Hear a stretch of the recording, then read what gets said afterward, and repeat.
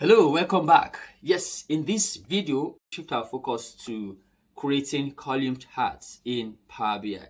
So remember I said column charts is also bar charts, right? So that means it can be used to present the same type of data set, but it just gives a different kind of orientation. So column chart comes in vertical, it presents the bar in vertical orientation, while bar chart presents it in horizontal orientation.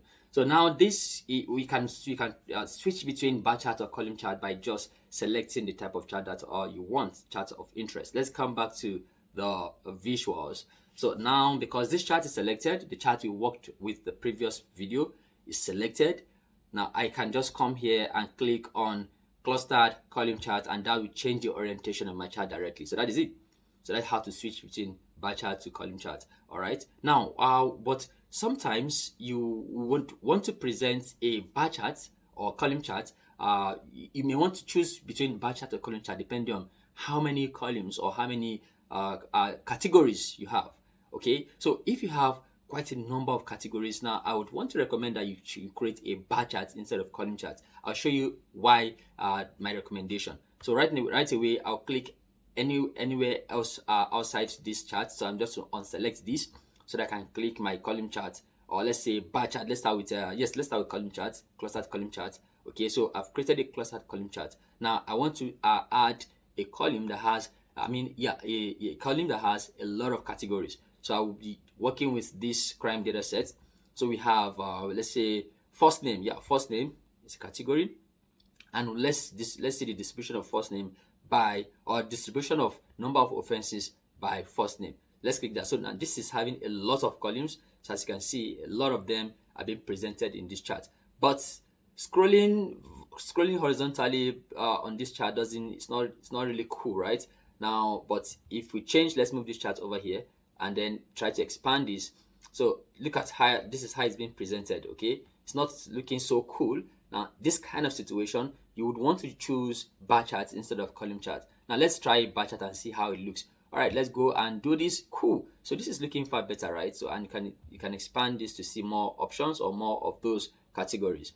This is looking more better if you ask me. And you can scroll, horizontally instead of scrolling. You can scroll vertically, I mean to say, instead of scrolling horizontally. So these are the different categories given by the first name and the distribution by number of offenses. All right, so this is one cool chart you can work with when you can explore when working with bar chart.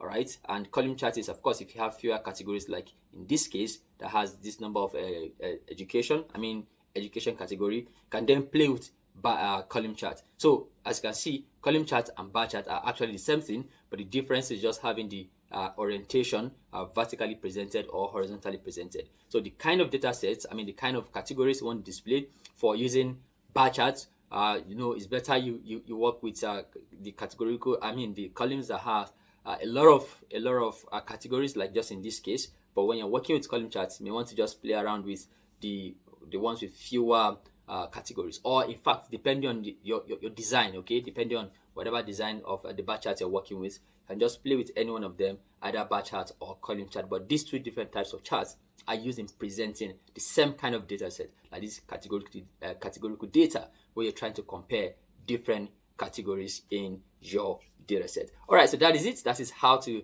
this video. This is where we come to an end on how to create bar chart and column chart. I would like you to go ahead and explore. All right, explore each of these formatting options and just create different visualizations. Create these two different visualizations using any kind of data set you have, given that they are categorical. All right, thank you for watching this again, and I'll see you in the next one. Goodbye.